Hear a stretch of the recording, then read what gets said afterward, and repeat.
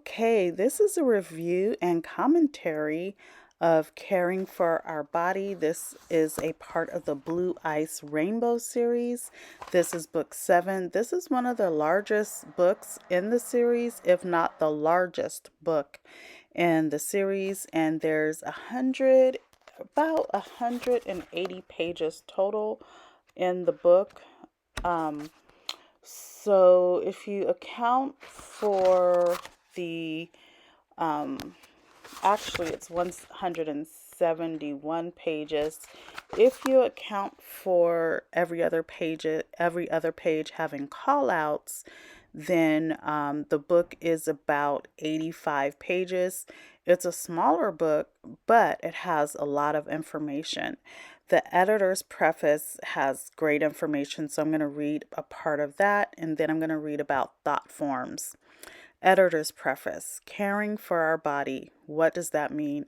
Our bodies are sacred gifts from divinity, and the physical care of that gift, the physical temple, is just as important as the spiritual care. As we clean and let go of ideas of how to do this, it allows us, our family, relatives, ancestors, and the world to all be set free.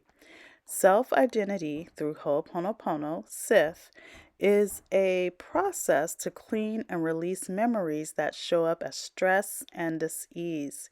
Using the SITH cleaning tools, we can clean with how to spiritually, purposefully, and correctly care for our body. And how do we know what is the purposeful and correct care of our body? We don't. But we can clean with these questions and clean with all the times that we have made wrong choices for the body and then felt guilty, ashamed, or angry afterwards. And I just love that because, sometimes I know I have made the wrong choice, but with Ho'oponopono, it's like that covering of grace. For me, sometimes caring for the body is easy. I'm in the flow and the care of my physical body feels right. And sometimes it feels like I'm on a tightrope. There is a fine line to walk. And sometimes I fall down, get sick or injured. In all of these situations, I clean so that in the moment I have a renewed opportunity to take care of my body physically, mentally, and spiritually. And correct care of my body can change moment to moment. I recently reread my journal from 1984, written 6 months after I first learned self-identity through Ho'oponopono. In it, I wrote, "Last night I had all the symptoms of getting sick, sore throat, weakness, tiredness, and achiness. I cleaned, and this morning I feel fine. I didn't get sick. I don't know what got cleaned, and I'm so grateful to be able to do that." And now, 37 years later, this summarizes how I feel. I clean, I don't know what's going on, and I am so grateful for the cleaning.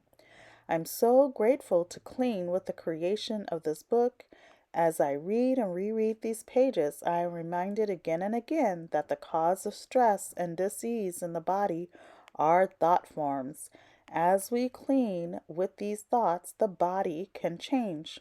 And the best way to care for ourselves is to clean and be inspired in the moment. How we move through the day has a great impact on our body, how we eat, how we sleep, and how we exercise. So we can clean with all of these choices. Our bodies are run by the subconscious and reflect our memories and thoughts. I clean with aging, lifespan, activity levels, illness, mental acuity, and the belief that certain body changes are inevitable. I clean with, I just remembered. So I was like, oh, you can clean with getting older? Because she said I clean with aging, and she is Momilani Ramstrom. She edited the book, I believe, because this is the editor's preface. So I was like, oh, you can clean with aging. And the next day, I came across Joy Reid, I believe. I don't know. She's a news commentator on CNN, I believe. And she was talking about how the people that were involved and the victims of the Tulsa massacre were still trying to seek restorative justice for what had happened way back then. And the victims, there are two that I know of that are 109 years old. And I was like, wow, 109 years old. I didn't know people, you know, were around. And she also mentioned a 102-year-old. Now, I've heard of people living past 100, but it's almost like, where are they? Do they even exist? And so it was great to read this portion of the book and then have a confirmation that you don't have to die by 70 or 80, but people are living to be 109 and so on and so forth. So I just love that. She goes on to say, I clean with emotions regarding the functionality of the body, and I clean with no expectation of particular results. Personally, I have seen the many, many results of the cleaning, healing, the shifting of ideas, and letting go of problems over and over again. I clean and I am so grateful. I still don't know how it works, but I'm willing to continue cleaning with my thoughts and I can experience the results. I can feel the peace of I in this moment and in a lifetime of moments of grace. Again, I just love it. It's beautiful. And, follow your own divinity. If you need to go to the doctor, of course, go to the doctor. I'm going to read about thought forms. And this is such amazing information in this chapter. I didn't know that Morrnah was sick, but we'll read about it. Oh, and again, if you have not come across this series of books, I'm just going to repeat that these books were based on transcripts of a radio show, and the radio show was conversations with MsKr and mostly with her and Dr. Hewlin, and then there were other guests. Okay. Kiala, I'm going to put K1 because I'm not exactly sure if that's how to pronounce her name. K1, can you comment on the thought form of guilt? Dr. Hewlin, maybe your mother can tell us. KR, who's the mother, says everything is a thought form. Guilt would be a primary thought form we carry around. Basically, we feel guilty for something that we have done or thought about, and then from that guilt comes other experiences like rage, fear, resentments, and jealousies. It comes down to a basic concept of guilt. We feel that we have made a mistake and have done something wrong, and now we don't know how to work with it. Dr. Hewlin might have more insight. And as I'm turning the page, we have been fed guilt from religious systems growing up. If your parents thought you did something wrong, say you climbed up a tree and your mom said, no, don't do that, and she was frantic and panicking, you might have picked up on that frantic panic and then felt guilty for having your mom feel that way. So guilt is something that we pick up through osmosis. We pick up by learning from spiritual institutions and so on and so forth. And that's one of the feelings that is projected onto us as humans. Dr. Hewlin, as your mother was saying, I think all problems represent thought forms, and by using the Ho'oponopono process of repentance, forgiveness, and transmutation, the thought forms can be erased. We can petition divinity, and only divinity, in whatever timely way or fashion, can erase the thought forms. That's what I like about the Ho'oponopono process. I don't have to be stuck with guilt, anger, or resentment. I can actually do my cleaning and ask divinity to erase whatever is the cause of the problem. And for me, this is the secret to finding peace in myself, in my relationships with people, and in the world. K1, thank you. KR, that's very nice.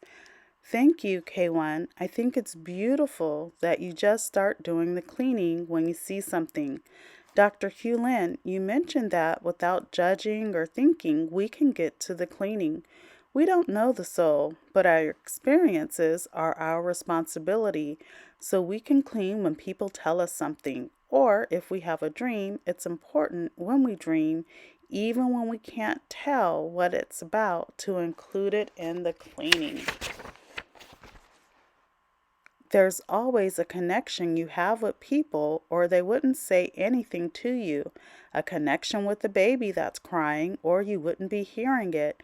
When you go to Disneyland, you know every single person there. When you go to the airport, you know everybody there.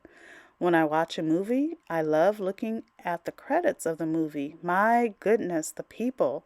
I think of how many hundreds of people are listed in the credits.